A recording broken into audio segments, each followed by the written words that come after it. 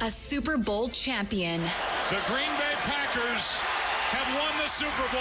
The Packers' all-time leading scorer. A game winner for Mason Crosby. It's time for the Mason Crosby Show with Mitch Nellis, presented by Verizon, the #1 network in Milwaukee, on 1250 AM and 105.7 FM The Fan, powered by the Potawatomi Sportsbook, and on the free Odyssey app. This is the Mason Crosby Show. Tommy Wortz in for Mitch Thunder Nellis, live from the 1250 AM, 105.7 FM The Fan studios, powered by the Potawatomi Sportsbook. Unlike the Pack-A-Day radio show, I am joined by my lovely co-hosts today, the Packers' all-time leading scorer, Mr. Mason Crosby. How are we doing today, Mace? I'm just living in your world, Tommy, as we all are. I mean, you are running this station right now. I mean, literally producer, hosting everyone else's shows. You have your own show, so we're just living in your world. I'm just trying to keep up. I'm literally sprinting mentally 100% of the time because I do it 0% of the time physically. The mental sprints are real. The mental gassers. Sweat, yeah. This is training camp week. It is training camp week for everyone here right now. I said with Ashley Washburn that I'm just Jordan Morgan. They're just throwing me at every single position right now, waiting to see which one sticks, I guess. That's a good little segue, and we'll get to all that. But I did see Jordan Morgan was at left tackle yesterday. Yeah. And had a lot of reps at left tackle. Yeah, I mean, Packers training camp is in full force right now, and I know there's not a lot to weigh into it after 8 days of Packers training camp or whatever it is, but it feels like when you go out with the ones and you throw out Rasheed Walker, by the 2-minute drill, you're putting in Jordan Morgan. What do you weigh in on that, Mason? If that seems like that's a very important part of practice, right? I said it yesterday, and I feel like that's where they're going to try to fit Jordan Morgan in. It's just you like Sean Ryan at that guard spot. You drafted Jordan Morgan. He's a big, tall, rangy guy. I just think it's one of those where that's the Packer way. They're going to try to put this young guy in a position to just see if he can take on that, take on the load and be the guy at that left tackle spot, so they don't have to pay Rasheed Walker if it comes to that. But they're willing to. They showed that. And we talked about David Bakhtiari, right, where it was like he kind of wasn't the man, and then all of a sudden it clicked. They drafted Jason Spriggs, and then all of a sudden Bakhtiari became all pro and was everything, and they're willing to pay you in that, but they want to see that jump. So I think this competition, it's going to say, Rasheed Walker, are you our guy? Are you the guy that's going to hold it down over there? Or can we move on with Jordan Morgan and not have to pay a left tackle money, which is big money. Yeah, and how reluctant are you to do it if you're the Green Bay Packers because of how much you're already investing in the offensive line too, right? I mean, Zach Tom just got his bag. Yep. Elton Jenkins has a contract, and Aaron Banks was the highest signing they had in the offseason. And now Jordan Morgan, or Rasheed Walker rather, if he's coming up on a contract year, you're going to have to really stand out if you're going to get one with the Packers, it feels like. No doubt. And then, you have to decide on a Sean Ryan. Like, you have to decide on a few of these guys. So I think if I'm the Packers, you're just really hopeful Jordan Morgan can take a step and make a jump this year and be one of those starting positions. So at least you have it for a couple years, right? You can kind of push this thing out as far as you can without having to sign another big time contract for one of these guys. But you know how I feel about offensive and defensive line. I mean, it's like that is the anchor of this team, and we talked a lot about it yesterday. It's like, yeah, it's fun to talk about receivers and DB, they are going to give you the splash and the exciting plays. But this time of year, I feel like it's important, and you can hear it coming from Green Bay, how important that offensive and defensive line is. Like, they are, both coordinators talked about the O&D line, probably the most out of any other position group, right? It's Absolutely. Just those are the anchors of this team, and the team will go how those things go. We saw it in the playoffs last year. Offensive line, shake around, guys were hurt, things were happening. They could not protect Jordan Love, and the Eagles just went off on them. So you have to have those pieces in place, and then you have to have depth around it. So I love it. I love shaking it up early in camp. everything will start kind of moving in a different direction and will solidify after family night is kind of when it starts. Because then you start moving into these preseason games, you're going to be like, all right, these are more of the starters. How many reps are they going to get? And then you start kind of, honestly, at that point too, and I think you start cutting it down, after that first preseason game as well. So it's going to be fast. It's going to start moving pretty quick, and we only have almost 3 weeks of camp left. I mean, heard it's really fast. I heard yesterday I was watching the Hall of Fame game, which surprisingly I watched pretty much the whole game. I think I turned it off with like 3 minutes left yesterday. I'd like to talk about some of those things. I'd like to get your thoughts. I was just happy to see like trademark brands on football helmets, and I was tearing it all up. And Kyle Allen versus Trey Lance, we've seen way worse combinations for a Hall of Fame game as well. Trey for Lance the NFL. looked good too. Trey Lance looked awesome yesterday. Chargers, you trade out Trey Lance, you put Herbert in there. I mean, they're winning the Super Bowl. They won the Hall of Fame game.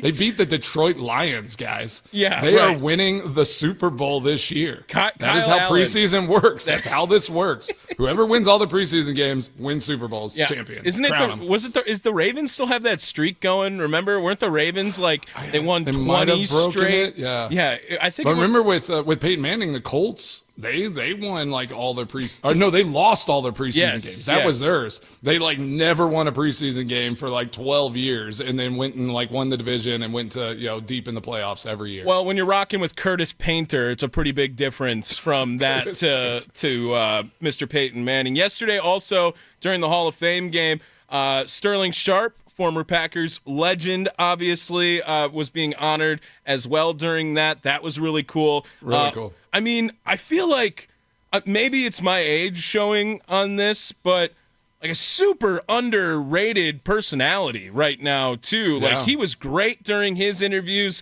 what they were doing on the sideline during the NBC broadcast. Yesterday, also, Matt LaFleur had some words on Sterling Sharp being inducted into the Hall of Fame. Yeah, what a great honor. I mean, obviously, the ultimate honor as an individual. And I remember watching him growing up and just an unbelievable player that obviously his career got cut a little short, but I think that's even more impressive what he was able to accomplish, that he's in the Hall of Fame.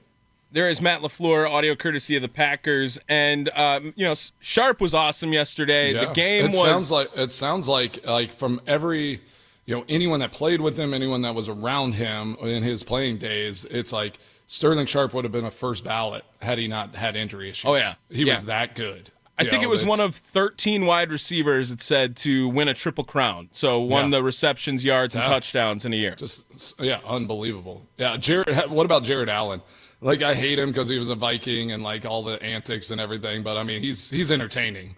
That guy's a wild card. Yeah, I think, also growing up in the prime Jared Allen on the Vikings years. Anything he does.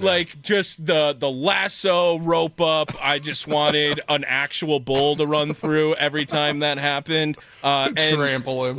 Then they did the who did it best with the mullet competition. He by far had the worst mullet of any of those four up there.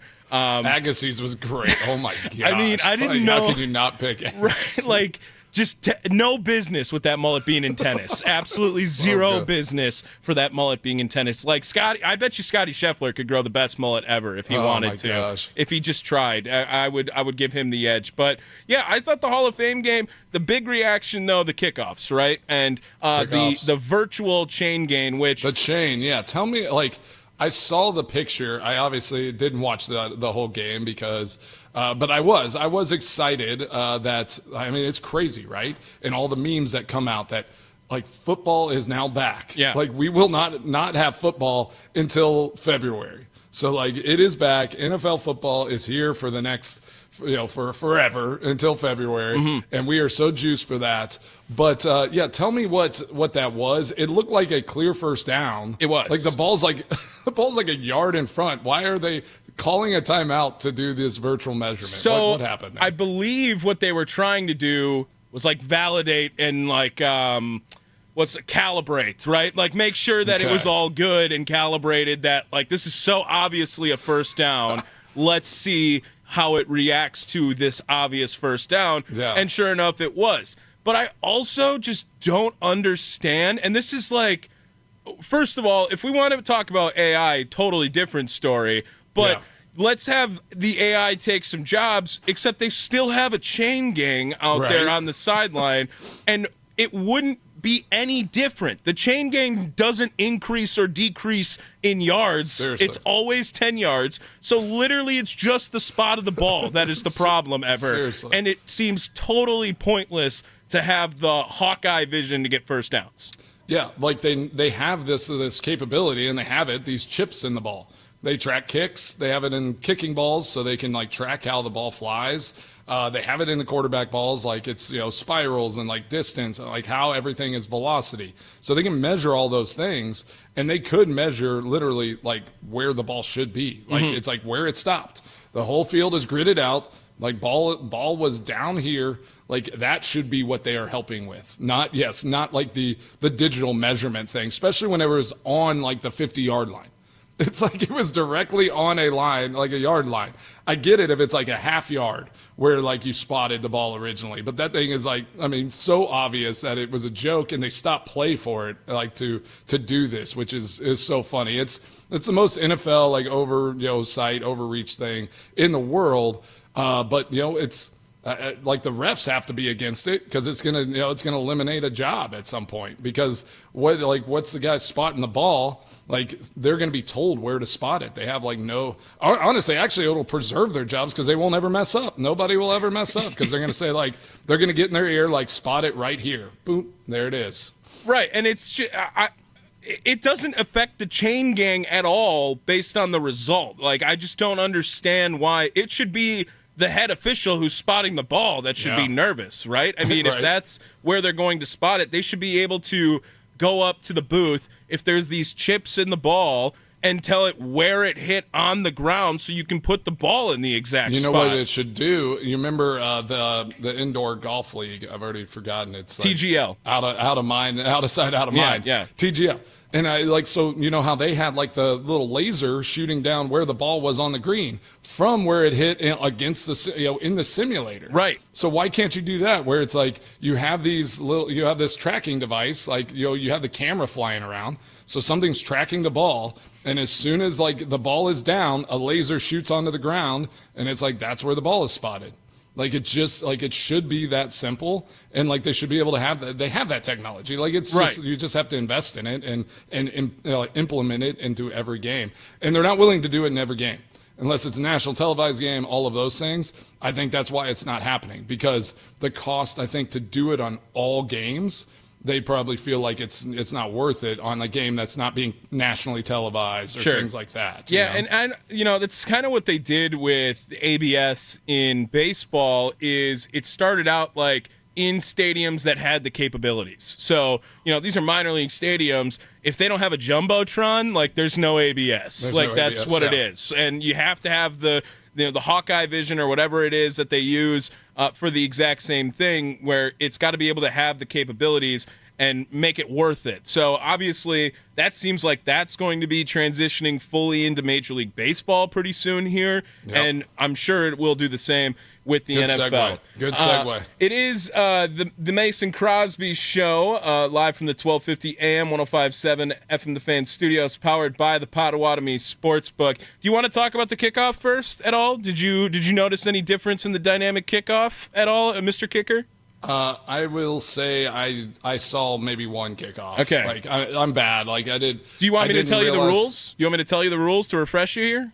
Well, I know a lot of them, right? They moved it. A touchback is to the 30 now or 35? Yeah, the 30? Change the dead ball spot after a touchback to 30, the 35-yard line. 35, which I said that last year, right? It was so dumb when they put it to the 30, because literally the scoring percentage goes up maybe 1% from like the 20 to like the 32-yard line. Like there's not a huge difference. Once you cross the 32-yard line, your chances of scoring are like crazy. Like it goes up like 15-20%. Wow. Chance for the offense to score. And they can also now announce an onside kick whenever they want to. They don't have to be are losing and these in the preseason fourth games, quarter. I'd be onside kicking every time. Just like, all why Sean not? Payton the entire time. Yeah, and then you're just practicing like half field defense the whole time, like just keeping them out. Like if you want situational ball, that'd be a good way to do it, right? I don't You're hate just that. like, all right, practice onside, and then you're just like, all right, if they recover it, we're just practicing like keeping them out of the end zone. Holding them to a field goal, trying to get a turnover. Don't let them get a score. Late in the game and at the 50-yard line or whatever. Yeah, that makes sense to me. Totally. Quick hit update on the MLB trade deadline. Maybe we'll revisit it in the 10 o'clock hour to start things off there too. But the Brewers, pretty quiet on trade deadline day, which was kind of expected. It felt like coming up and approaching this day. They're going to bring in Brandon Lockridge in exchange for Nestor Cortez. Lockridge, a lot more of a speed part to his game. Nestor Cortez, by the way, I don't know if you saw this, Mason. I tweeted it out. Jake Bauers, 9 career innings pitched for the Milwaukee Brewers. Nestor Cortez, 8 career innings pitched for the Milwaukee Brewers. So didn't see a lot of him, but really the room got more crowded than it did, open up a spot for him eventually then, Mace. Yeah, exactly. I mean, I think that's what it was. Yeah, I was trying to find Cortez's because I was seeing some tweets, and I'm guessing they were just trolling, like kind of like they're being sarcastic tweets because they're just like the people were a little upset. I think that the Brewers didn't go all in. They didn't go do something crazy. But then the reminder that Brandon Woodruff came back. Mm-hmm. He brought Mizorowski up from the minors, and he's just been amazing. Quinn Priester, Vaughn. They have made the moves, in which they did it at a point where now they're on a roll and they're leading the division. So much better than doing it right here at the deadline and then going and trying to chase something. Like, they went out in front and they got it done. And I'm just like, I can't be like, I'm happy they didn't do anything. They added a little depth. They did some things that they, just moved some pieces around. Cortez wasn't really fitting into that bullpen, like into that rotation. So it just made sense to make a move. The Miller from Arizona, yeah, has been good in the past. He's a little older. He's played, been around a long time, but he's had sparks of good runs. But he's been injured as well. Yeah. So I think they're just trying to build out something where it's like, all right, if we need these guys, we can lean on them, but we don't have a need that we have to fill, which is always a good place to be. I do like your comment there on, now everyone who's newly added to a team kind of has to figure it out on the fly, and the Brewers have been a part of this right now where it seems like they have that head start on any newly acquired players, have already been, acclimating and implemented into the plans for the season. But Shelby Miller, sub-2 ERA right now. He is currently on the IL and has yet to do a rehab assignment. So it sounds like it's going to be a little bit before we even see Shelby Miller. And then the move to also bring in Jordan Montgomery to just vibe with the boys because he's out the rest of the year and a free agent at the end Tommy of the John season. Surgery? Yeah, he's out. He will not pitch for the Brewers. He will. What's going on? Why did he do that? So that is a weird one. The move is so that they could only trade over either a player to be named later, which is going to be a prospect outside of their top 30. Okay. And then it is or cash consideration. So you just kind of take on a guy. So they take on $2 million of his contract remaining on the rest of the season, so that they didn't have to give up a prospect. The Brewers are just, so it's just cash in love with prospects. I mean, they hate to part ways with them, and it's like forever. I sent this text to Sparky. It's like that bar that puts up the free beer tomorrow sign up in the bar, and you're like, oh, I'm coming back tomorrow, but they didn't change the sign. So it just says free beer tomorrow every day. It just says free beer tomorrow. That is the Milwaukee Brewers right now, it hilarious. Feels like. Oh, my gosh. And so maybe it was an underwhelming trade deadline for sure, but again, I don't know what really would have fit. And the Suarez deal, once you saw it, it definitely looked like, hey, maybe they could have made that deal happen. But like you said, they're kind of moving right now. They're grooving. They're rolling around this season. And anyone else who is now joining a team late has to figure that out, has to have that jump. We did get a tweet at us from teacher Tom, Tom the painter. Howard Green, the big midseason acquisition in the 2010 year that we kind of spaced on, 2010, 2011. Was that a trade, or did we just pick him up? Well, That was the midseason acquisition, Yeah, it was just I an guess. acquisition, So it wasn't. No, I remember Howard Green is always the guy that like pops into my mind that like just was. It wasn't, it wasn't a splat. Everyone's not like, oh my gosh, we're getting a receiver, we're getting someone scoring points. But he was a stalwart at the end of that season for our defense. Like he just anchored it, and he was the body that we needed. So I love it. We'll dive back into some of the Brewers stuff later in this in this show. We have a long run here of guests. It's going to be awesome. Brad Jones is coming up. Nobody knows what he does, but he did play linebacker in the NFL, and he's one of my and at Colorado, one of my longtime teammates. Got to play a lot of ball with Brad Jones, so can't wait to get him on. So let's take a little break and jump in with Brad Jones. Yeah, I went all full corporate. I wore the polo for Friday and the Buff hat as well. I do see the Buffs hat. I love it. For Mason and Brad today. Brad Jones, former Packers linebacker, will join the Mason Crosby Show next. It is the Mason Crosby Show presented by Verizon, the official 5G network of the Green Bay Packers, live from the 1250 AM, 105.7 FM The Fan studios, powered by the Potawatomi Sportsbook.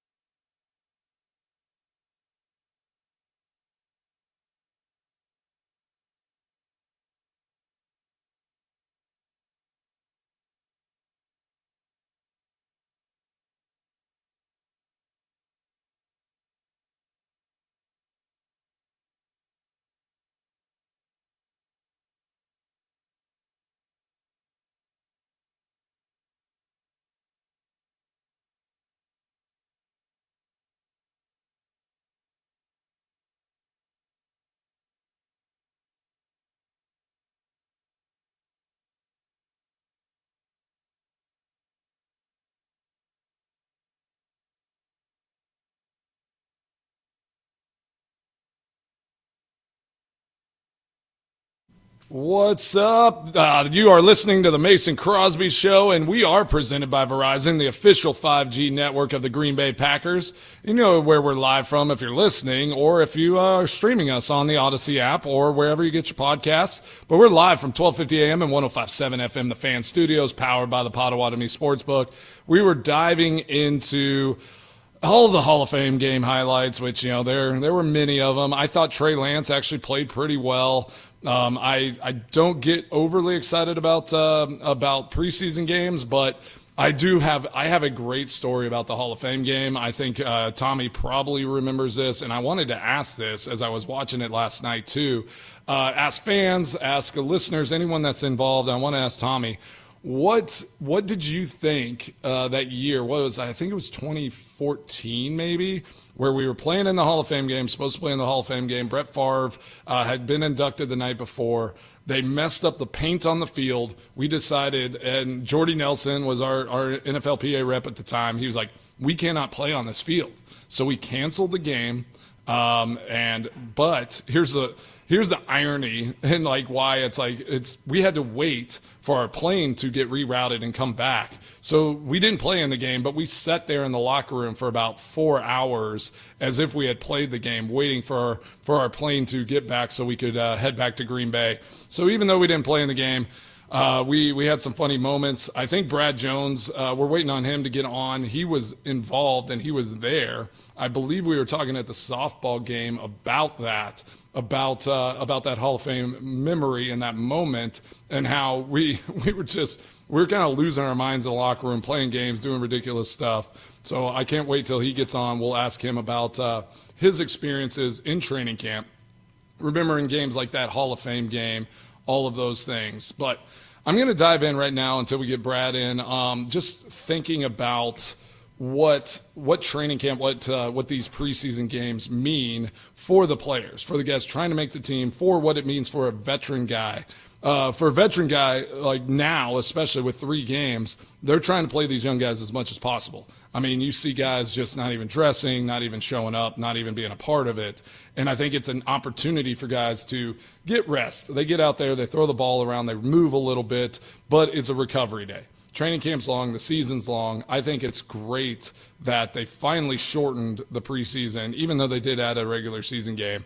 It is positive that the preseason is a little bit shorter and that they've actually just said, all right, we don't need our star players playing in these games and risking injury. Let's just give them a day off. Let's let them recover. Let's let them get their bodies and minds right. Yeah, for sure. And we have him now, former Packers linebacker Brad Jones, joining the Mason Crosby Show here on the Fan Guest Hotline, powered by Gruber Law Offices.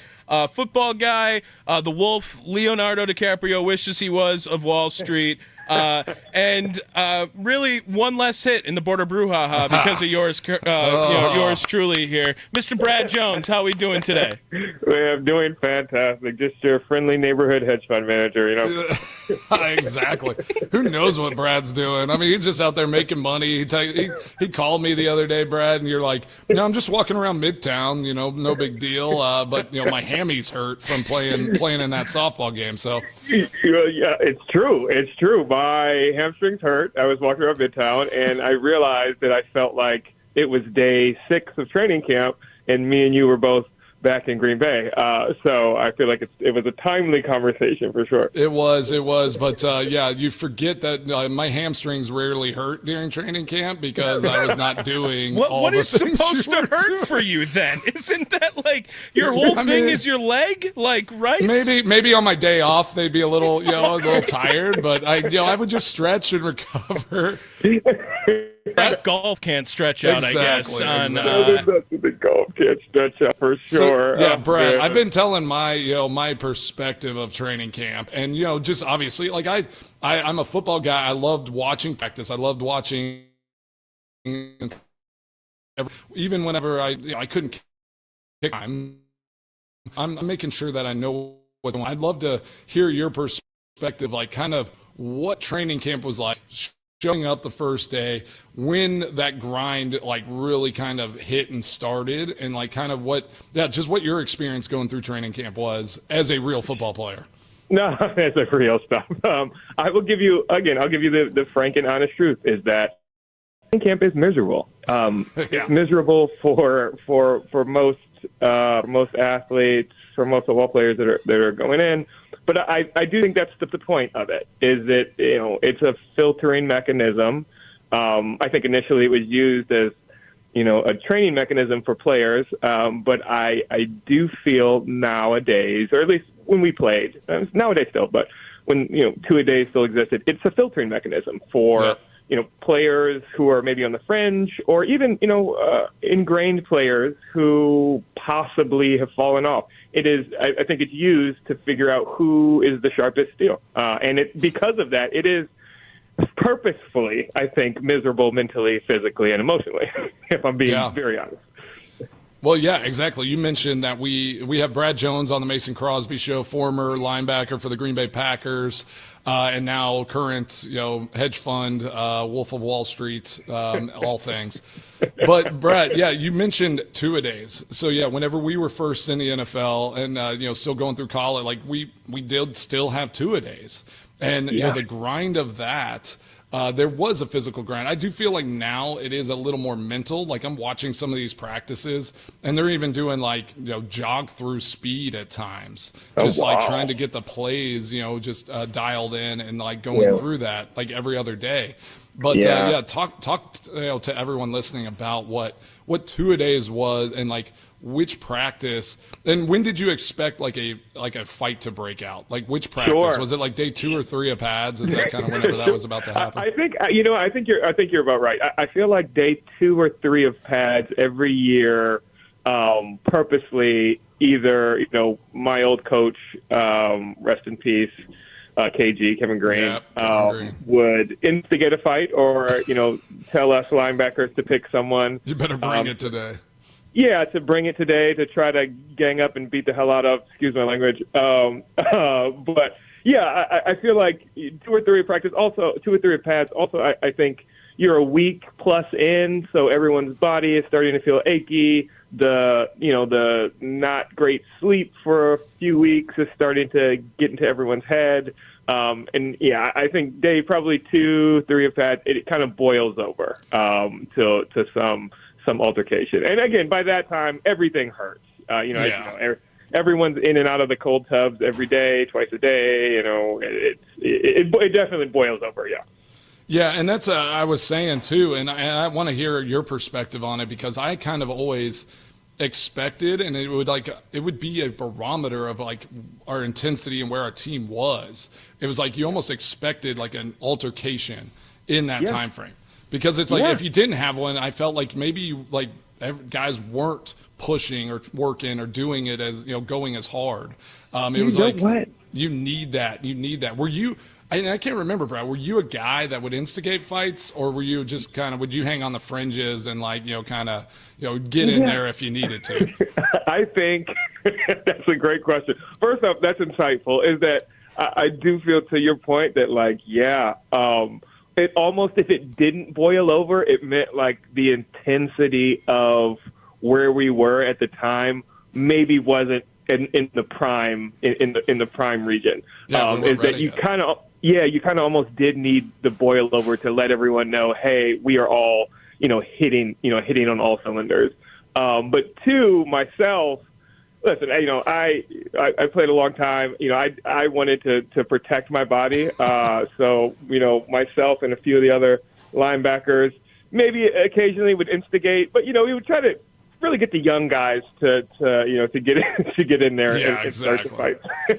You put like it's like the big brother pushing the little brother like towards his dad or something. Like you get in there first, and I'll be in the back just like trying to throw little shots over the top. Yeah, exactly. It's like you may go ahead and make a name for yourself. I got to try to start 16 games here. So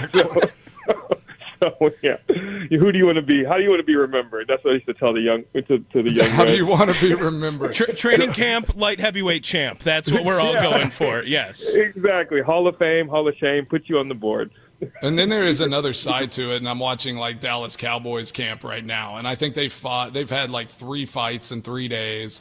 They're just like, and there is another side to it where it's just like those guys. Like I'm not sure what they're going to be. Like, is it just undisciplined? Is it just reckless? Like they have no control from the top. I saw them like actually line up and run gassers.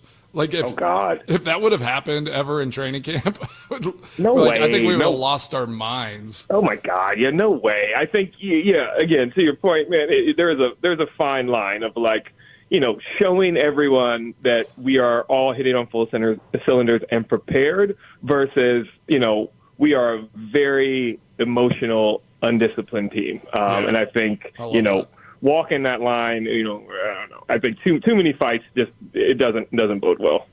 We got Brad Jones, former linebacker for the Green Bay Packers, a longtime teammate of mine. I see. If you can see Tommy, I don't know if you don't have the video, but Tommy's wearing his Buffs hat.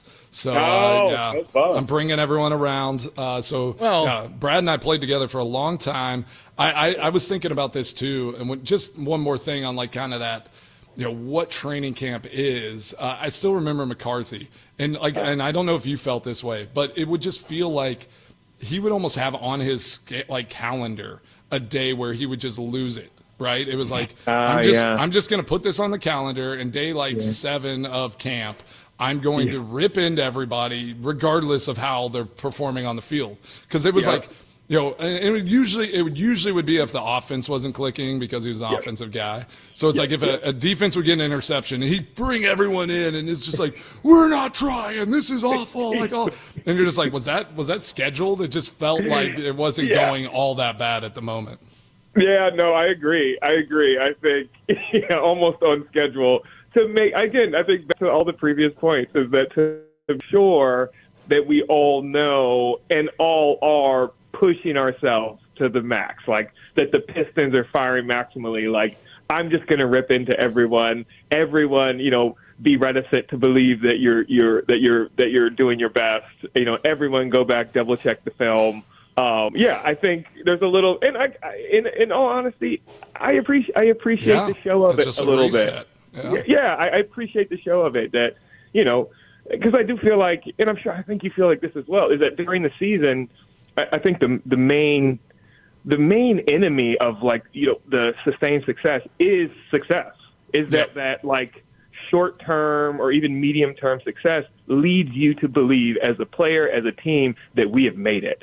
And when you feel like you've made it, or you feel like you are God's gift, or you can't make a mistake, then you relax, and then the mistakes flood in. And so I appreciate that show of it, that even if things are going well, to kind of maybe lay into some people, make everyone double back through their playbook, make everyone double back through film, make sure that, all your steps are right, all your lineups are 100% efficient. I really did appreciate that. Yeah, I want to ask Brad, I want to ask you a question now that you're, you've been out of the game for a little bit. Do you still watch college and NFL football, or are you just kind of on the fringe watching it? Or are you do you dive in and kind of really get into it? Do you play fantasy football? What's your football world like now that you're not playing the game? Yeah, I still, don't get me wrong, I still watch the Buffs and the Packers religiously, for sure. I don't get into the fantasy football. Did you celebrate the Eagles winning a Super Bowl? You did have a year there, so. I did. Yeah, of course I did. I celebrated the Eagles, winning. I'm happy for them. But let's make no mistake. Packers are my team. That's. I just want to make sure you said it. Yeah. Yeah, we are. We won a Super Bowl together. The guys that I know and love, including yourself, we all played together for a long time at one place, and that place is still home for sure. Yeah. Brad Jones joining us here, former Packers linebacker. I have a question for you, Brad. And sure. All the expectations and all these stories come from 8 days of practice now with the Packers in training camp. I wanted to know how much from when you first come in, as a rookie in your first training camp, to when, however many years near your last training camp, how much are you listening and keeping an eye on stories and, highlights or whatever happened, or even just on a personal note, hey, I had a great day of practice today. I'm going to keep that going into tomorrow. Or, hey, you know what? If I didn't have my best day, move on from it. How much does that training camp brain switch from year one in the NFL versus your last year in the NFL? Oh, that's an interesting question. I think so. I think for myself, I can only speak to myself, but for myself, I was a perpetually, anxious player. I was nervous and anxious that, my play was perceived as, maybe subpar by the coaches, maybe by the players, even in the best years I had. And I think, if I'm being really honest, is that I think that's a function of me. I think I'm the same. I think I'm the same way right now. Like perpetually, nervous or anxious about, is this performance, even if it's deemed as great, is it as great as it could be? Can I be better? What are my mistakes? I don't think that changes. If you really, I don't know, and maybe Mason. Well, that's how you have longevity, right? I think that's how it works. Like, you're always saying, like, is there some little piece? Can I get 1% better today? Yeah. I say that to Nolan all the time. I'm just like, dude, like, you're in high school football now. It's like, just get 1% better every day. Just find something. You've never truly made it, right? Yeah, I agree. I'm glad you said that, because that's how it feels. There's never a day, there's never a moment, there's not a year where you think, oh, no, I had X amount of tackles that year, and we started all 16 and blah, blah, blah. You never, ever believe your own hype. Is that every single year, every single day in the off season, you're grinding down, and even in training camp, you're reviewing your own tape, 10 times after the meetings. It is a constant, evaluation of yourself. And I think that's really the only way you have longevity. To Mason's point, I think that's the only way, is to be, and maybe it's not the only way, but it's the way that I know for sure that will work. Yeah, it's the way. I mean, I think that's the way guys make it. Like, talent and all of those things. The skill that you have will only get you so far, and then you have to have that that will and that mindset that you're going to chase it every time. And I'm assuming now in your business world, that's why you've been successful there as well, is because you're always kind of seeking, like, what is that next best thing, the next thing that I can go after. Yeah, no, I think that's true. I think almost to the chagrin of some of the younger employees, that the intensity, I think, of myself is a little more than people have dealt with. I think just day 4 of work this week, Brad Jones is freaking out, man. When do you have a fight? When do fights break out in the office? When does the first hedge fund fight come in stock season? Yeah. No fights at all. It's just, I think just the intensity I've had to, at least dial down a little. I assumed, I think, when I first started managing a hedge fund, that everyone was similar to professional athletes, like me and Mason. Like, you were so dedicated to your craft that you would give up, the rest of your life, and that even small mistakes meant everything to you. And when that wasn't the case, I would, it was puzzling to me, intensely puzzling. We'll say that. Intensely puzzling. I love that. You seem like a guy who likes puzzles, Brad. I mean, you get something, a little crossword in front of you. I'm sure that you're not too worried about it. Brad Jones, former Packers linebacker, joining the Mason Crosby Show, the only guy to have been a guest on the Mason Crosby Show with more career force fumbles than Mason Crosby as well. So take that with some pride as well. Perfect. And Brad, what are you looking forward to with Packers season coming up now here? Jordan Love, year 3, got some exciting rookies on the outside now. They could have did that when you guys were playing maybe once in a while. But if you're keeping an eye out on the Green Bay Packers, what are you the most excited about this season, Brad? Honestly, Jordan Love. I'm excited to see him play this third season. I'm very excited to see him play. I have huge hopes for the Packers. I might even place a few sports bet. No, I'm joking. Whoa. Okay, slow down, Class A. All right, slow down. No. I'm excied to see him play in his production this year. I really am. Yeah, I think we've said that a few times. It's like, that year 3 as the guy, as the starter. And I said it at the end of last season. I think the next step in his progression is taking to where Aaron took it, right? Whenever we went and won the Super Bowl, where all of a sudden he is the franchise. He is the face. He is elevated to a point where it's it all runs through him. And I think that's his next step in the progression. And it sounds like whenever you hear him speak, whenever he's with his teammates, that's kind of where he's moving into. And I just can't wait to see his command of that offense this season as well. So I love that, Brad. Hey, man, really appreciate you jumping on. We'll get you back on during the season just to see how things are going. And if you have anything investment wise that Tommy and I can jump into, we'll put a Mason Crosby Show little little line in there. So, Pete, keep up the good work. Stretch those hammies, and we'll talk to you next time, buddy. Gonna have to start a Crosby coin right here on the Mason Crosby show. I was looking, Brad. It's crazy. We played together for 10 years. Between the Buffs and the Packers, which is is a rare thing to have that crossover and be on the same team for such a long time. And it was special. We had so many awesome moments together. We did. I've known you since I was 18 years old, and it's always a pleasure every day to speak to you, for sure. All right. I appreciate it, Brad. We'll talk to you next time. All right, see you guys. Bye. See you, Brad. There he is. Brad Jones joins us on the Fan Guest Hotline, powered by Gruber Law Offices. One call, that's all. We got to get over to Jim Schultz. Packed show today. The director of golf over at the Oneida Club of Golf and Country Club. That'll be an exciting one there. It's a name that it's like Golf and Country Club. It's not the Oneida Country Club. Golf and Riding Club, too. Riding Club. Okay, they used to have nice. stables and horses out there. Yeah. We'll ask Jim about it on the other side. It is the Mason Crosby Show, powered by the Potawatomi Sportsbook, presented by Verizon, the official 5G network of the Green Bay Packers.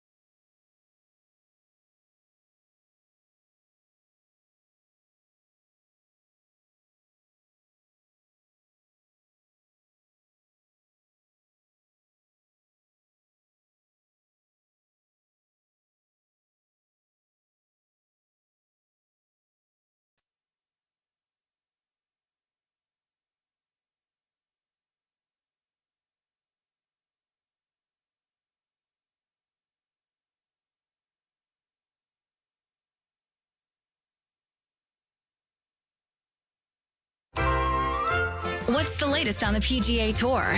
What course do you need to get out and play? What's the latest from the local golf pro? It's time for On the Green, presented by Alice Windows, Doors, and More on the Mason Crosby Show with Mitch Thunder Nellis. Presented by Verizon, Milwaukee's #1 network, broadcasting live from the 1250 AM and 105.7 FM The Fan Studios. Powered by the Potawatomi Sportsbook. Yes, another edition of On the Green here on the Mason Crosby Show, presented by Verizon, the official 5G network of the Green Bay Packers, live from the 1250 AM, 105.7 FM The Fan studios, powered by the Potawatomi Sportsbook, and we are joined by Jim Schultz, the PGA Director of Golf over at Oneida Golf and Country Club. Mason Crosby, take it away. Thanks for joining us, Jim, too. What's up, Jim? Good to see you. I'm rocking my Oneida Country Club shirt as well, so I'm ready to get out there for the member guest. I know so much about the club, obviously, but I want you to tell all of our listeners, what's going on there at Oneida Country Club? What makes it so great? If anyone gets an opportunity to play it, what should they look out for? Oh, Jim, I don't know if your mic's working over there, Jim. Well, Jim, yeah, we can't hear you. I don't know what's if that mic's off. All right, well, you know what? I'll give Jim a call. We'll get Jim on via the phone here, Mason. Buy me some time here, and I'll pop Jim on via the phone, and we'll get him on here for On the Green. All right? Oh yeah. Well, I'm gonna be out at Oneida Country Club next week. Starting Thursday for a practice round, and they have their annual member guest, which is it's a hot item. I know that they sell out really fast. A lot of people are going to be going to that. I'll be playing with Dr. Dan Limkill. We had a good run last year. Weren't able to get it done there in the horse race at the end, but I'm looking to rebound and have a good showing again this year. I love the course. I'm sure they're going to have those greens ripping at 13 plus on the stimp meter. And, on that topic, and we'll ask Jim about it, but, if you don't know what the stimp meter is, it is how fast those greens roll. So they have this little angled, it's a ramp, and they just drop that ball. And if you haven't ever, seen it, it's just how far the ball rolls out with that momentum. And if it rolls out 13, I think it's if it rolls out 13 plus feet, and I'll ask Jim to confirm that, that's what your number is. So it is ripping up there, and I cannot wait to get back up there in Green Bay and play in that member guest. Let's try it again. Jim Schultz over at Oneida Golf and Country Club. You got us now, Jim? I got you now. Thanks so much for having. Good to see you guys. Absolutely. All right. Yeah, Jim. Hey, really appreciate you jumping on, and I just asked you, what's going on there at Oneida? I know, I was on the board for a while, and a lot of changes. The new bar and restaurant and everything that y'all have done. Just tell everybody, kind of what's happening there at Oneida and why what makes it such a great country club to be a part of. Well, I think the cool thing about Oneida is the members are just outstanding, right? Everyone's your friend. Everyone's welcoming. Even if you're a guest, you come on in. But, like anyone else, ever since COVID, man, we are hopping. It is crazy. We are full membership. We got a great wait list. But the cool thing here is it's a great golf course for everyone, right? Whether you're a tournament player or a beginner, everyone loves to enjoy and play. And we got a great history behind us. So, going back 1928, a couple of years, we'll have our 100-year anniversary. We'll be getting ready for the 2030 State Am up here, which was just at the Lido course, which was cool. And actually, our caddy won that tournament, the youngest in the history of the State Amateur. One of our caddies who just began this year, Vince Siegel. So it's very special. He just won the Junior Masters now, and then he's on his way to Olympic Club in a week or two to play in the National Am. So pretty special. Well, that's really cool. Hey, Jim. Yeah, and I saw one of your boys out there when I was there last Saturday. I think he's caddying as well, and I almost didn't recognize him. I'm like, oh my gosh! And I think your boys are pretty good golfers in their own right, aren't they? Yep, they are. I got 3 of the 4 playing caddying now. So the last one just turned 14, so he jumped aboard last week. So great opportunity for kids just to network and hone in their people skills and all that stuff. So awesome program we have going here. So. Yeah, exactly. That's something that, just want to talk about a little bit is that caddy program at Oneida and, around the state of Wisconsin and how important that is and the scholarship opportunities and, like you said, network with the membership. You carry someone's bag, you go into that act of service And so many great things can happen for these young people that get into that space. And you just hear stories all the time. Was a caddy at their club and then ends up being like an executive at someone's business down the line just because they formed that relationship. Yeah, it's really amazing. You know, we Western Golf Association, we have a scholarship. At one point, we had 6 active scholarship winners at University of Wisconsin-Madison. So that was the highest I think any club has had at one point. But yeah, you're right. It's amazing how, you know, they get done at school and either it's an internship with that, and it's amazing how many people have found jobs with our membership. So it's really good. That's awesome. We got Jim Schultz, the PGA Director of Golf at Oneida Golf and Country Club there in Green Bay, my old home course, one of my favorite places in the world to play. I do want to ask you some of the events that are coming up. Obviously, member guests coming next week. I appreciate you taking some time. I know that's a huge undertaking. And then do y'all still host? I know at times y'all have hosted like the Hall of Fame of Golf event there for some alumni and different things. Is that still going on there at Oneida? Yeah, we've had a long history, associated with the NFL and the Packers over the years, and we've had a lot of special events. We don't have that NFL alumni anymore. The alumni, that was it. Yeah, they had a few things go on there, but it's been pretty cool. I mean, we had the likes of just tons of people. I mean, all the old Packers were here, Nitschke. I actually gave a lesson to Gale Sayers one time before that. Before awesome. That event, he was just having a little trouble, and Ray said, "Hey, can you help Gale out a little bit?" And I said, "Yeah, sure. That's pretty cool." But we've also had that association. We've had a lot of golfers. I mean, Sam Snead had the course record here back in the 40s. Nice. Jack Nicklaus was here, played with Vince Lombardi. The great story with that is Vince was so nervous to play with Jack Nicholson. They had a little 4-ball going on. And he actually, a couple of the members took Vince out to a local baseball field with car lights on so he could get rid of his shanks before his match or playing with Jack Nicholson. And Jack actually said Vince scored his best score ever at Oneida that day. Wow. So nice. Yeah, I got a lot of good guys. You walk by that picture all the time whenever you're in the clubhouse, and it's just like, the history runs deep. It's a special place. I do want to ask you too, because I know you're heavily involved in like the Junior PGA League.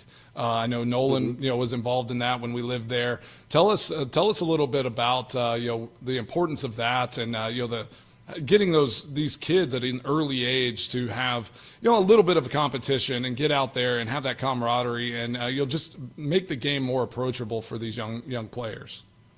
Yeah, PGA Junior League. We started that in 2014, I think, across the state. I think it's the best program the PGA has ever developed. Short and simple, you get a team together with some local clubs. You play home and away matches. We carry about 18 on our team now. I use it as a mentorship program, so I'll have you can play up until you turn 14 before July.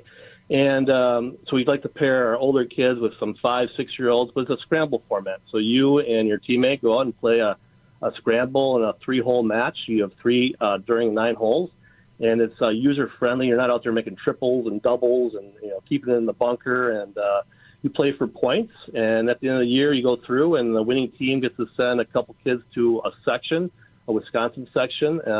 Second place team sends a couple, so you have an all-star team. And they go on from there to a regional and eventually to a national tournament. But it's very user-friendly. It's great to keep the kids involved. In our junior program now is 120 kids every Tuesday morning. Oh, that's awesome. And they go from 5 to seniors in high school. But it's the lifeblood of what we do and how we keep our business going. So it's been great. Well, we got Jim Schultz, the PGA Director of Golf at Oneida Golf and Country Club there in Green Bay, Wisconsin, where I will be playing in the member guest, coming up next week. Just tell everybody listening who, maybe isn't involved in a club or looking to get involved, what the member guest means for a country club, the undertaking, and kind of, it's almost a culmination of, a golf season there whenever that time comes. Yeah, I remember guest. We began this back in 1996. It's just a great way to show off your facility, right? Your members, you're here, you have invested in the facility, you're proud of it. Hey, let's time to show it off. And we've run this event. It's kind of unique, but we have 120 players, 60 2-man teams. And this cool thing is we play 5 different events. A lot of these events will be a best ball, and you kind of match up in your flight, and you go through. Here we go against par, and it's a alternate shot one time, a scramble, a best ball, Chapman format, which is a modified alternate shot, and some points games. And it's kind of cool. We've seen a lot of different winners over the year. But what's really neat is this format, when we began this, I've shipped it off to many clubs, a couple clubs in Milwaukee there, in that area. Oak Tree has developed, taken our format over the years. But it's just a great group of guys that are out here enjoying each other's company, get to compete a little bit. The course is as primo it's going to be during the year. As any golf course in Wisconsin, you come out of the spring, you got some work to do, and it takes some time because we don't get to keep maintenance on it year round like the South and all that stuff. But for sure, yeah, we'll be ready to go. The weather looks great, and it'll be a blast. What are those greens going to be running at, Jim? Just so I can get my mind right. I know y'all can get them cranking up, 13 plus at times, and then just tell listeners who maybe don't know exactly what that stimp meter is. How's that measured, and how do you get those greens rolling so fast? Don't we all know what a stimp meter is after the Open, right? The U.S. Open felt like that was the only thing they wanted to talk about the entire time, Jim. The 8s, right? The 8s, 7s and 8s over there. And, exactly, yeah. But, creeping. Yeah, it will be a little different here. Looking at the forecast, there's a lot of different variables go in, but humidity is a big deal. And right now, our humidity looks pretty low next week, no rain. But a stimp meter is a simple little ruler with a little notch on it, and you put a ball on it, and you raise it up, you're on a flat spot, and then you measure how far it rolls. If it's 10, it rolls around 10 feet. They roll a couple different directions.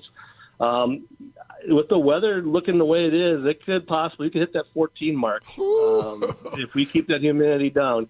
We do a couple cuttings here and there, but we do like to see a little shocking off of those guys that really have to put it in now. But it's good. It's great. We have very subtle breaking greens, but your yardage out here is, hey, hit it to the front of the green and you should be just fine. Yeah, exactly. You do not want to get above the pin there at Oneida Golf and Country Club. It can be lightning, and I think a 3-putt on one just because I forgot how fast, and I was actually below the hole last Saturday, and I hit it, and I'm like, oh, that's slowing down. As it took a little subtle break, it rolled out another 10 feet. And I was just like, it felt like it was about to stop. And now I have this downhill slider coming back. So I learned my lesson. I got some putts rolled in last week. So I'm feeling pretty good coming into this year's member guest and excited to get back out there. Tell everybody, before we let you go, what, kind of what you try to teach anyone that is getting into the game or wants to lower their score. What is kind of your simple approach whenever you first get to work with somebody that comes in, gets a lesson from you? When they're first coming in, I'm pretty good at just keeping it simple. That's the way I kind of grew up keeping it. But the biggest thing I usually do if someone's coming into me, just starting out, we go right to that 10-foot little chip range. So what I look for is how do their hands come into the ball? How do they catch the ball in an iron? Is that ball catching the low point in the middle of their stance? So when you take a picture at a good chip shot, when you're catching it flush and you feel that ball come off softly and jump, it doesn't click, it more thunks.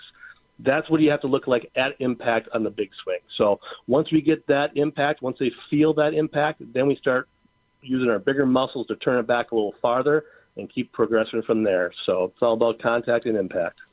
I love that. That's yeah, I've worked on my chipping quite a bit, and that definitely is. Whenever I just go out and chip and putt, those numbers come down significantly because we all want to hit that driver and we want to rip the ball as far as we can, but we score around the greens. So I love that. That's where you start because that's the most important part of this game.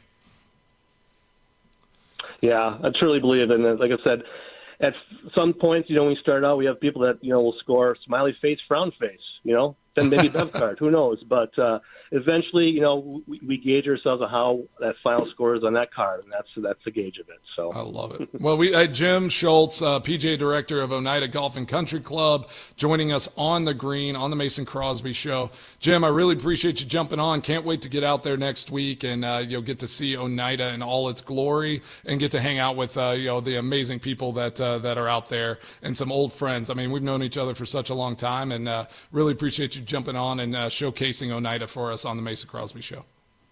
Awesome. Appreciate the time, and we'll look forward to seeing you on Thursday. All right. See you, Jim. All right. Take care. There he is, Jim Schultz over at Oneida Golf and Country Club, PGA Director of Golf, joining the Mason Crosby Show. We're late. We got to get over it. We got to get over to the other side, Mason. It's been a busy show. It only gets busier here in the second hour. I know, this first hour flew by. Yeah. I mean, it's like, that was awesome. And we can't forget that, the On the Green segment, they say at the beginning, but it is presented by Alice Windows, Doors, and More. So appreciate y'all being a part of that. I love being able to talk golf every Friday and rock our polos. We're looking good today, buddy. Polos on Friday. It's the Mason Crosby Show, presented by Verizon, the official 5G network of the Green Bay Packers, live from the 1250 AM, 105.7 FM The Fan studios, powered by the Potawatomi Sportsbook.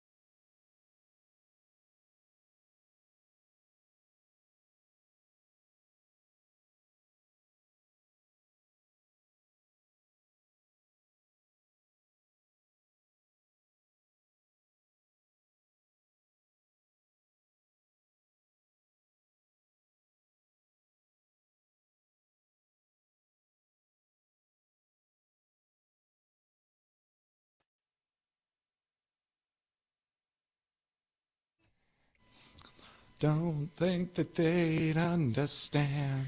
I can't imagine that we have less than like a few hundred songs in the rotation of these bumpers, and it's the same 8 songs that get played It just keeps going. This one, like, I don't think Goo Goo Dolls they're not British, but I always want to sing it in a British accent for some reason. Iris Bangs. Iris is always a good song. It's the Mason Crosby Show, presented by Verizon, the official 5G network of the Green Bay Packers. Just wrapped up on the green with our guy Jim Schultz. We had Brad Jones on earlier. Make sure you guys go back, listen to the Mason Crosby Show wherever you get your podcasts. It's a podcast as well, too.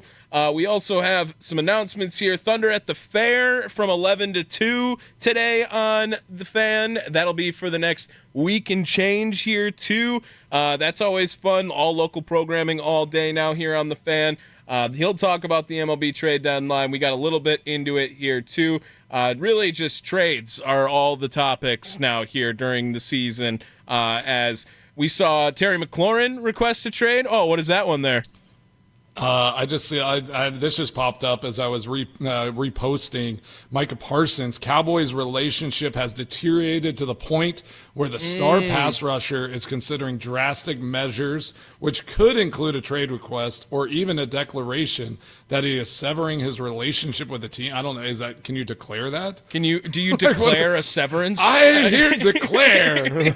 Like, I don't know. You have to talk in old time English so Jerry Jones understands you now in Dallas, I guess.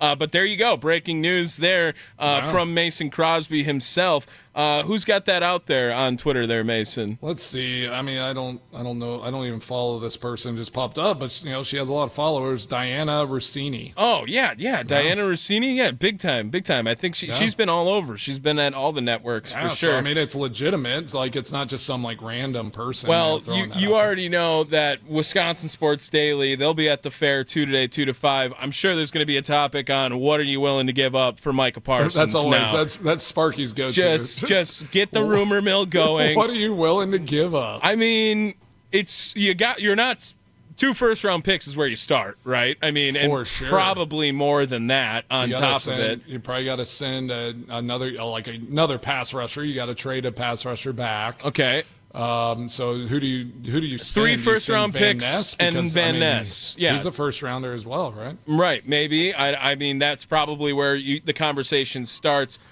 Micah Parsons, Terry McLaurin, all requesting trades now in the NFL. Do we really see too many? Like, the trade deadline in baseball it always feels like it's must watch on Twitter or on TV, live streams that all go on during the time. And it was kind of, fine. It felt like. Did you see the Minnesota Twins yesterday, Mason? They got rid of their whole team. They traded 10 guys. I was just reading names, and I'm like, holy cow! I mean, just chaos in Minnesota. It's Minnesota and Diamondbacks. Just do they even have a team anymore? Right. They're just all prospects. They're just trying out the minor league rundown. Let's see what happens. Yeah, and then we saw Mason Miller get moved yesterday. One of the big closers for the Athletics. I didn't say Oakland. I didn't do it there. But they brought up the number 3 prospect in all of baseball. DeVries also gets traded over in that deal. The A's might have something brewing with that, too. They have Nick Kurtz over there who's doing a great job, been the best hitter in baseball since he's been up with the team. Jacob Wilson has been hitting like .320 all season for them.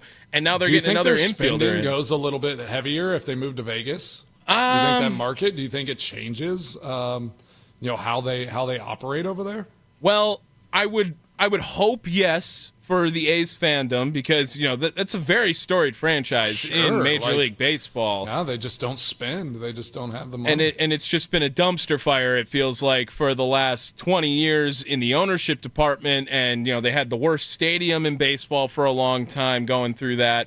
But now they're expected to make the move in the next few seasons. I think they're 3 years in Sacramento, if I remember correctly. So 2028 is when we'd probably see them make it over to Vegas. I love Sacramento, so I'll have to maybe go check a game out over there. It looks like a really awesome place to actually watch a game. I talked about that with Tampa Bay as they're playing at Steinbrenner Field too. When you get to play at these minor league stadiums, it looks like such a much more personable experience for the fans. And when you were coming up, and they might actually be able to sell out a stadium as well. Right.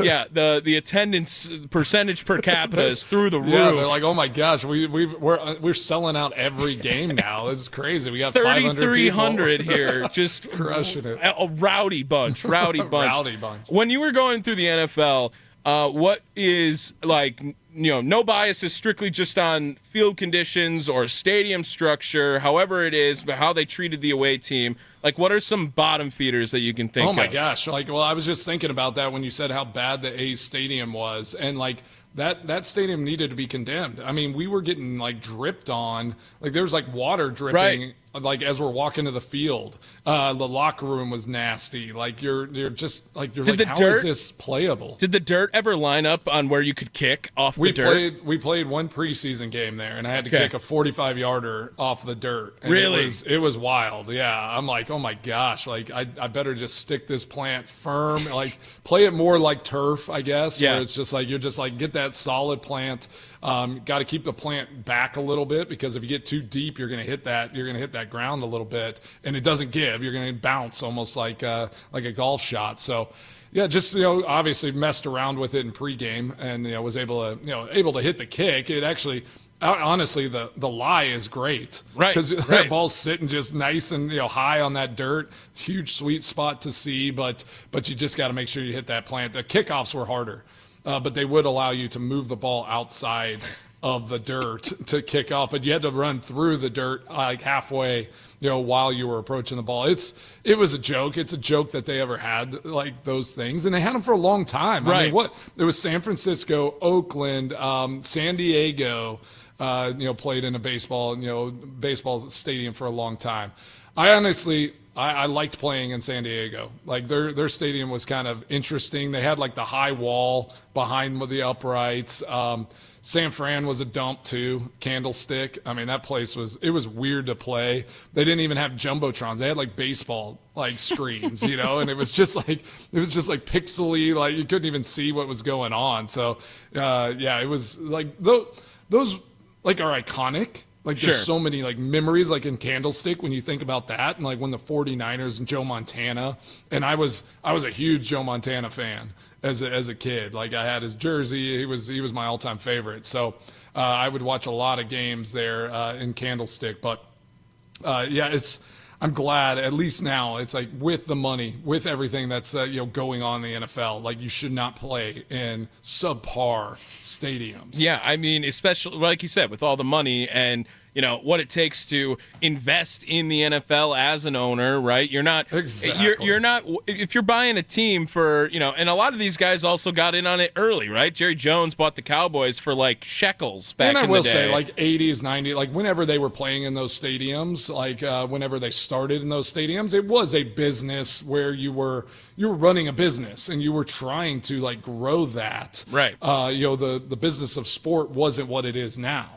Now it is just like you want to be involved in one of these teams because it's just the TV, the money that's coming in. It's a fail-proof. Like you will not fail. And these cities will put $800 million, like the Browns. It's like giving them $800 million to help build that stadium. So you're getting money from like the city and the county and all those things.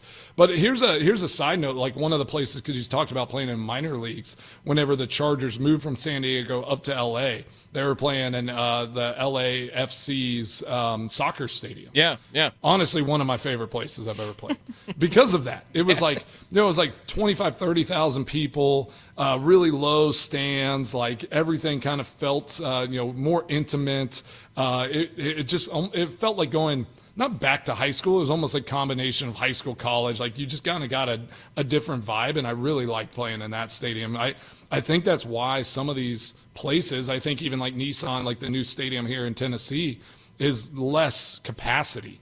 It's 60,000 people. There's a lot of corporate suites, that kind of stuff, but it's like whoever's in the stand, like you're gonna feel that presence, and it's a little more of an intimate atmosphere. Yeah, and like you bring that up, and we have said this before. We're a pro grass radio show. Okay, we're done with turf. Yep, all grass all the time. We're pro grass, and like I always think of like just from the experience of like watching it on TV, like Chicago just looks awful too. Like, and seriously, like it's count the number of pieces of trash flying across the field on TV broadcasts. That's where you put your judgment. Yeah, I've talked about Chicago's turf before, where what you want to play on grass except when you're in Chicago, because it's especially late in the year, and you'd go across the end zone. And then they'd lay new sod, and they wouldn't lay it in the end zone for some reason. I guess they couldn't afford that extra, piece, that 10-yard strip going there. And so there'd be like a 3 or 4 inch difference in the surfaces. So when you ran into the end zone, it actually would drop off of the new sod that they would put in there. So that's a total Chicago thing. And I just always looked at that schedule and hoped that we were playing Chicago before probably mid-November, just so at least maybe you get some decent playing surface out there. Yeah, and that's and Lambeau's done a great job keeping up with the times. With you bring up all the old parks and they just didn't renovate properly. Like that's never been a complaint. It feels like at Lambeau. No. I mean, it's just always upkept. And you know what I heard? Their electric bill for those lights that they do the growing stuff. I mean, those lights alone, I think, cost million plus just to get the lights to grow the grass through the season. And then I think electric bill monthly is $100,000 or something just to run them from November until January. So it's significant, and so they invest in that though, and that's why their surface. The only complaint you can ever get is that maybe it gets a little tight and a little slick. But, when you play on it a lot, you don't see our guys slipping all the time. Right. You see other teams because they're like, it feels firm and all that, but it's like you need to get into it and get that, get down into the roots and all of that. So guys try to wear molded cleats and they're just sliding on top of it because they're idiots. They just don't know what they're doing. We can only wish that we could be as smart as Mason Crosby and love grass as much as Mason Crosby does. Oh, yeah. Coming up, we're going to talk to Austin Herdina over at the Potawatomi Sportsbook. He's going to jump on, get you some good bets, good action going on over at the Potawatomi Sportsbook. He'll be on the leadoff show later on today with myself as well. That comes on at 5 o'clock. Thunder at the Fair from 11 to 2 today. Wisconsin Sports Daily with Steve Sparky Pfeiffer 2 to 5. But let's get to Austin Herdina on the other side. It is the Mason Crosby Show, presented by Verizon, the official 5G network of the Green Bay Packers, live from the 1250 AM, 105.7 up in the Fan Studios, powered by the Potawatomi Sportsbook.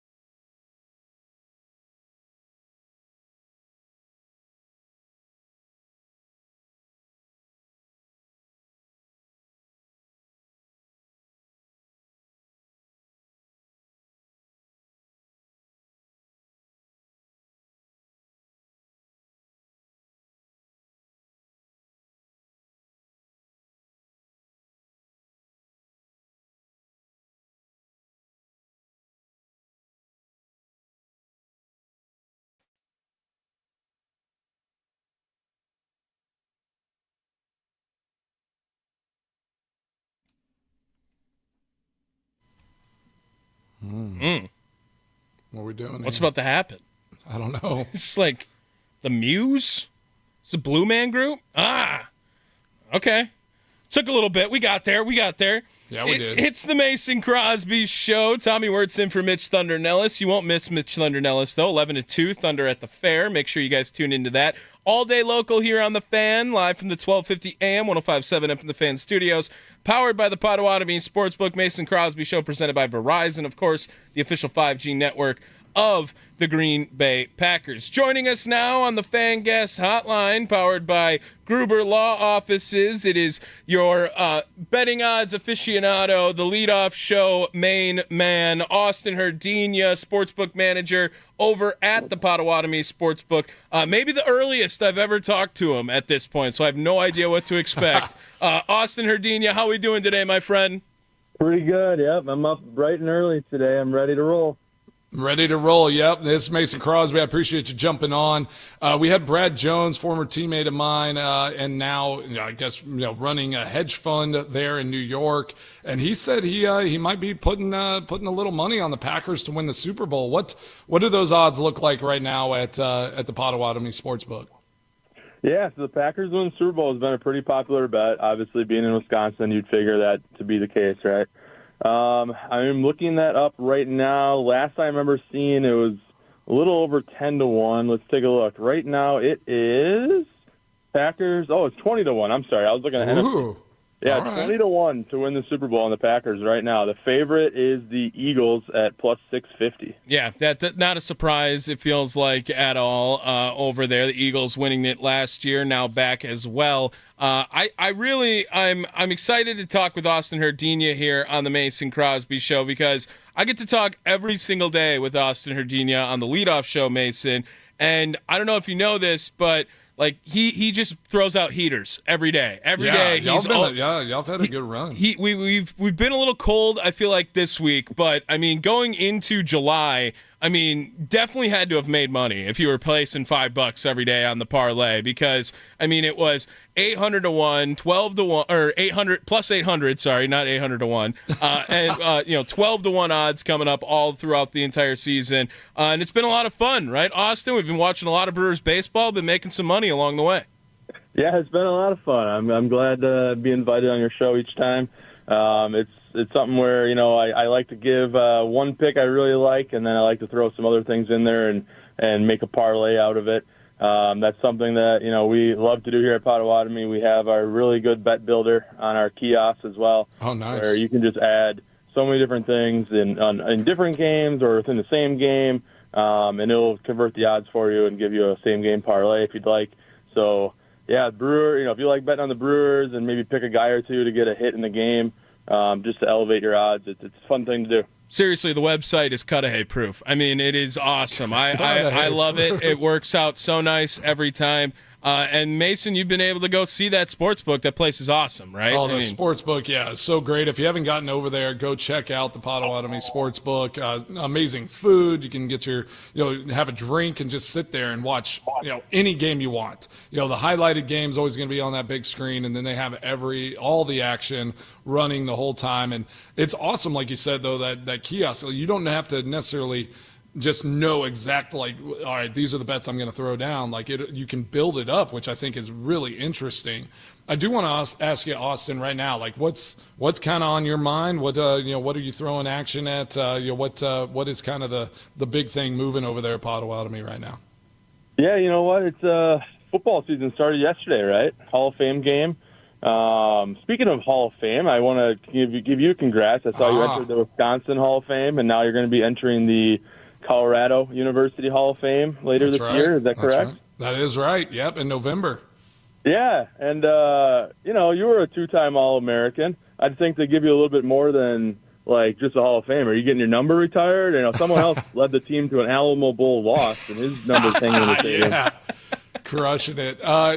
Yeah, I mean, he got his number retired. Shador there. Travis Hunter was deserving winning the Heisman, but I don't even know though if I'm not sure Rashaan Salam got his number retired, so that's a little interesting. He won the Heisman as well. My name and number is up in the stadium from being a multi-time All-American.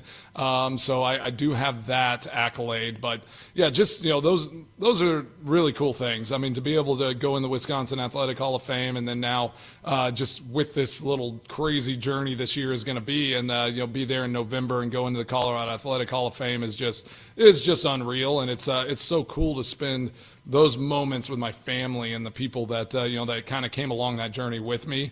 I couldn't ask for better moments than that, just to see their faces and the joy that they get out of it as well. Well, as a lifelong Packer fan and following your career, and it's we're really proud of you. So congratulations on all your achievements. Man, Austin, that means a lot. I really appreciate that. That's great. I do want to ask a question about like a Hall of Fame preseason game. Like, did y'all see action? Do you see action on these preseason games? It's one of those things where we don't necessarily know who's going to be playing, how long they're going to be playing. It's really hard from the odds-making perspective to book preseason football games.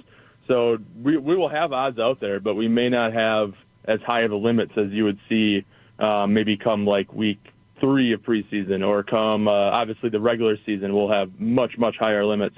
But yeah, we still get plenty of action. I haven't looked at the numbers today yet of how we did yesterday, but I know we had plenty of bets on the game. I had a pretty good full room here last night, enjoying it. It was pretty awesome. I'm just glad that football is back. Yeah, I mean, they have so many things you can bet on over at the Potawatomi Sportsbook. Austin was telling me, was it at the beginning of July or maybe it was June? Like, their number 4 most bet on sport was table tennis during that time because of the quick results. When was that, Austin, again? I believe that was the month of May, if I remember right. I know that's a big month for table tennis. Yeah, historically. Apparently it was, but yeah, it's something that I think this month it's right around the number 10 spot. Okay. But yeah, I mean it's something that we have. I mean, if you want to come in and bet it, we have it. We have so many different things you can bet on. All that action and the data, has to be fascinating as you just see where it's like this morphing, organism where it's like all of a sudden all this stuff is moving this direction, and you just see where that action is going. I'm sure in your job that has to be just a fascinating space to see how all those things move, and historically year after year, like what's going on. Do you really like crunching those numbers and like seeing all those numbers moving in the data around it? Absolutely. I get a real kick out of it, especially like in football when, like right now we even have, lines out for week 1, and we've had that out for quite a while. And just as we get closer to the season, you just see things adjusting, and, you get different injuries, you get different, people that are holding out for contract disputes, like whatever it may be, it's playing a factor into those lines. And then once you get to the regular season, we play on Sunday, we'll have the line up for the following week that night. So you have like a whole week to get that bet in. And when the line comes up on a Sunday night until the game is played the following Sunday, like you're going to see a lot of movement. You're going to see movement in the spread regarding, different player injuries. You're going to see the movement in the total. It could be a weather-related issue where the total might go down if the weather's bad later in the year. It's really interesting to follow those kind of trends, and you got to be on your toes. You got to follow all the news and see who's going to be playing, who's maybe questionable or doubtful. It's interesting, and like that kind of the little segment into my next thing I want to talk about is our fantasy football package. Oh, you nice. have to be on the ball when you are a fantasy football owner, because you need to know if your guy is questionable, if he's going to be playing or not. Get that last substitution in before the game starts. If you want to have your fantasy football draft, you want to come to Potawatomi Sportsbook this August. Love it. Because we have, I mean, you've been here, you've seen the setup we have. We're going to have fantasy football drafts we're holding. It's going to be $49.95 per guest. That includes tax and tip. So that is your out-the-door price, is $49.95 a guest. That is going to include the dedicated space for at least 4 hours. You're going to get $10 in reward slot play. So that kind of brings the total down to like $39.95 if you want to look at it that way. You're going to get chicken wings and pulled pork sliders and an assorted cheese board of all these different cheeses we have. You're going to have chips and salsa and dip. You're going to get 3 alcoholic drinks per person. It is a great deal. I mean, as someone that's played fantasy football my entire life, it's so fun to get together with friends, people that maybe you only see them once a year at the fantasy football draft. And it's just a great time to get together. And where's a better place to do that than somewhere you can watch sports, eat and drink great food, and just be with your friends and have a fantasy football draft. Yeah, and it's up in that, like, you can have it in either that VIP area like we were in for the draft or on the upstairs part, right, Austin, up in that second level as well? Yeah, we think that the second level is somewhere that people are going to want to be. We've been very, very limited to how often we've used it for guests so far. So if that's somewhere you want to be, that's where we want you to be. But if you want to be in the heart of the action, you want to be on the floor, you want to be in one of our VIP booths, we will accommodate you there as well. So if you go to Potawatomi.com, you go to the sportsbook page, you're going to see basically a reservation request. You're going to put in your name, your phone number, email address, how many people you expect. You can bring other people outside of your league if you want to bring a friend or family member, someone that's so they not can in just your come league, hang out and pay that $49.95 and just come hang. Just come hang out, and you're still gonna get the drinks and the food and free play and all that stuff. So you're gonna set up, put your date and time that you're interested in, and you're gonna hit submit, and that's gonna go right to my email address, and then I will reach out to you, and we will finalize the details of your draft. So awesome. it's awesome. I mean, we're really excited about it. We also have a draft board if that is something you want to do. That's something that we just purchased from TrophySmack.com. We're just paying. Nice. We're going to be having, basically paying, letting you pay that cost. So like we're not upcharging or anything. So we have that available with player stickers, and we have like a podium, and it's pretty awesome. I mean, you can come up, make your pick, put it on the board.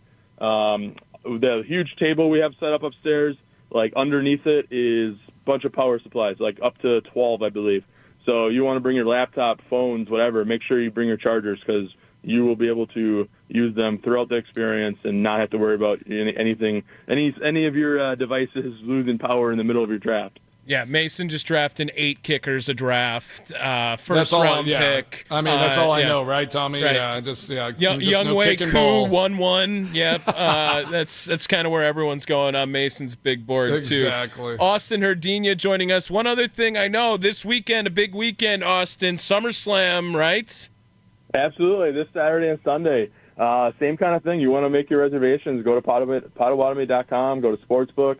You're going to see the red reservations tab. You're going to click on that, and it's going to pull up, and it's going to show you the choices. So, like right now, if you were to pull it up, you're going to see Saturday night 1 of SummerSlam. You're going to see Sunday night 2.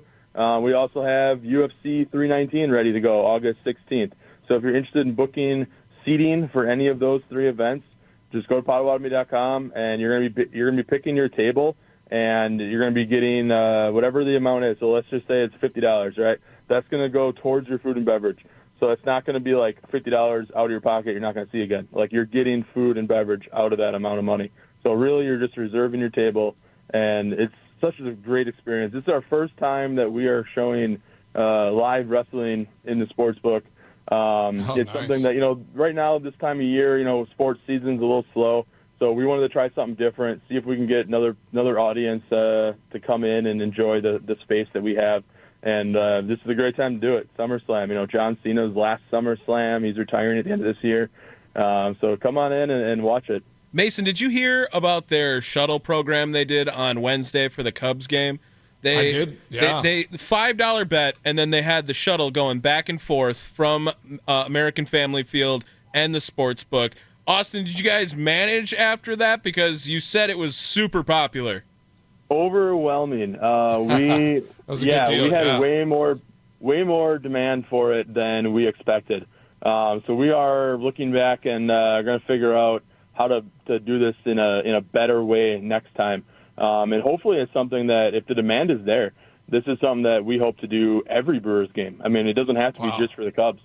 So we want to just kind of circle back and take a look at what we did, what we did we can improve on. And we want to offer this again. Can you make it $20 for the Cubs fans? Is that is that a thing, or I don't know if you got to validate that you're like that? Yeah, I don't know if we can single out people. Okay, all right. Yeah, that makes sense. What was I thinking? But you could try. I mean, you can try. With the hospitality over at Potawatomi, like they just can't be mean to people. It seems like either. I mean, we were just talking about it yesterday, like how much we love working with Potawatomi, Mason, because like every time we go there, it just seems like they're the nicest people in the world. Oh yeah, y'all treat me well. I love coming and staying there whenever I come into town, and it's just been top notch. I'm thinking now though, like Odyssey, like our station, we need to have a fantasy draft there at the sports book. I mean, I literally, even if if it's a window, I'll fly in the day of, we'll do the draft, I'll stay the night, and then head home. It'll be perfect. Let's figure that out. We have to. That's an amazing idea. Tommy, get on that. Make sure you plan that. That's on your plate now, I got Tommy. nothing else to worry about over here, Austin. Tommy does all the jobs. Austin, I have one more question for you before we let you go. On the Brewers, I know you and Tommy, talk about this all the time, but trade deadline just came and went yesterday. I was just kind of thinking, did any lines change on Brewers' chances of winning Super Bowl? Did you see any different, bets coming in? They didn't make a ton of, they didn't make any splash moves or anything like that. Yeah, so I'm just curious, after that trade deadline passes, was there any movement in those betting lines? There was movement in the betting lines, maybe not so much with the Brewers. We saw teams like the Padres make a splash, trying to make a run at it. They've gone down a little bit. I think they were 30-1. Now we have them at 22-1. The division, I mean, right now you look at the NL Central, it's one of the best races in baseball. Right now the Cubs are minus 129. The Brewers are plus 105. Brewers, we sit there, we're a game up on the Cubs right now, I think, if I remember right. Yep. A game up, yep. But yet here we are in the second spot with plus money. So, I mean, here you are in first place in August. If you're a believer in this Brewers team, you're getting plus money, plus 105. Yeah. They made a small deal for a backup catcher. The team is getting healthy. We're ready to make a run. I think it's 2000. I heard something recently. 2017, I think, was the last time the Brewers played a meaningless regular season game. We've been in playoff contention or in the playoffs so many years in a row, and it's just exciting for a fan base to always have those games. I mean, I was here in the years where the Brewers were not so good, and by August you already had, your faith was gone that they were going to be a playoff team. So looking at right now, being one of the top teams in all of baseball, it's pretty exciting to be a Brewer fan right now. Yeah, it's been a good 10, 15-year run for the state of Wisconsin and their pro teams. I mean, I think everyone who is a fan of Wisconsin sports has to feel really good right now for the last 10 or 15 years. I mean, Tommy, I don't think he can remember a time where the Packers weren't contenders, or at least a team to be reckoned with. I feel like there was a couple of kicks if they go different ways. I'd be in a better mood. Tommy, come on now. Other than that, yeah, I mean, no, it's been awesome for sure, and I'm super grateful to get to work in my home market. On top of that, too, with competent, competitive teams across the entire way. And now with a sports book there like Potawatomi, where you can go have a good time, you can watch those competitive teams. You don't even just have to watch the Wisconsin sports. Austin, the cable bill has to be just 50 grand over at the Potawatomi sports book. I know you guys have everything up there, and if it's not even up there, you guys try to find it for the people too.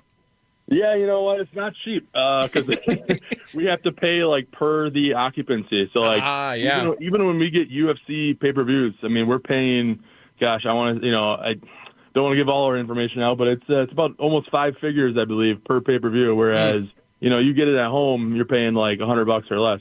So it's definitely a hefty fee, but we want to be the best sports book that the Midwest has. I mean, we want to be the destination that people are coming to. Come stay at our hotel, come eat in our restaurants and drink and place some bets and just have a fun time. This is, if you look at all the different sports books across the country, there's a few in Vegas that I could argue are as good as ours, but I mean, I don't think there's many that are better. I mean, we are still one of the best sports books in the whole country. It's top notch. Austin Herdina, the manager of the Potawatomi Sportsbook.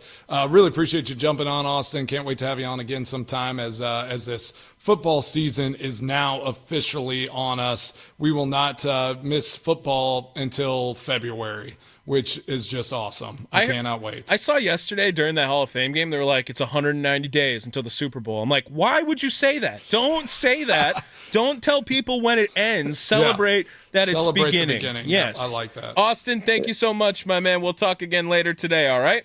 All right, Mason, one more thing. I want to tell you that in 2021, that kick against the 49ers, I think it was like a 50 or 51-yarder to win the game. Oh, yeah.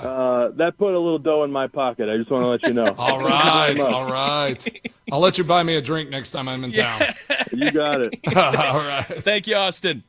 Thanks. Have a good one. There he is, Austin Herdina over at the Potawatomi Sportsbook. I mean, one of my favorite guys I get to interact with on a daily basis now. Always hooks it up when I go over to the Potawatomi Sportsbook. Great dude. He's always very hospitable. And seriously, it's like I don't know if you can find an employee that you're not having a good time with over at Potawatomi. Yeah, they do a top-notch job, and that sports book is exceptional. Oh, yeah. I honestly, admittedly, haven't spent a lot of time in them. Like, I haven't been to Vegas in a while, so I just, when I was playing, didn't go into them ever. But that one it's awesome. Those screens are great. The viewing, like kind of the stadium seating, is really unique and awesome. And like all the food that I've had there was great. So just I can't wait till we have our fantasy draft there. That's what has to happen. All right, we'll get to working on it. I'm sure we can get working on that, Tom. Yeah, it's on the docket. Well, Mace, we got to wrap it up for the week. Extra points coming up next, hey? Yeah, this one's flown by. It's Friday. It's almost the weekend, and I'm excited. The weekend's exciting. My kids are going back to school on Monday. We go back to school really early down here, so that's whack. We're getting them ready to go back to school. A little back to school shopping. All the fun things. So we'll dive into it here and send y'all off on your weekend and send you off to Mitch at the State Fair. It's the Mason Crosby Show presented by Verizon, the official 5G network of the Green Bay Packers. Austin Herdina jumps off the fan guest hotline powered by Gruber Law Offices. One call. That's all. Mason Crosby's Extra Points next.